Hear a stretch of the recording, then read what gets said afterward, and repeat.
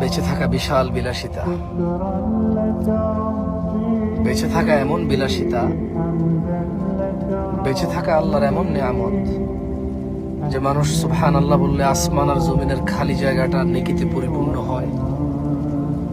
মানুষ আলহামদুলিল্লাহ বললে নেকির পাল্লা ভারী হয়ে যায়। বেঁচে থেকে মানুষ আল্লাহুম্মা সাল্লি আলা মুহাম্মাদ দুরূদ পড়লে 10টা নেকি হয়, 10টা গুনাহ ক্ষমা হয়, মর্যাদা বৃদ্ধি হয়, ওর প্রতি রহমত নাজিল হয় 10 বার। বেঁচে থাকলে ফজরের 2 রাকাত সুন্নত আদায় করলে দুনিয়াতে যা আছে এর চেয়ে বেশি কিছু পাওয়া যায়। বেঁচে থাকলে ফজরে 2, জোহরে 6, মাগরিবে 2, ইশায় 2, মোট 12 রাকাত সুন্নতে মুআক্কাদা পড়লে আল্লাহ সুবহানাহু ওয়া তাআলা জান্নাতে ঘর তৈরি করবে। যে ব্যক্তি প্রতিদিন 12 রাকাত সুন্নত আদায় করবে তার জন্য আল্লাহ একটা করে ঘর নির্মাণ করবে। সুবহানাল্লাহ।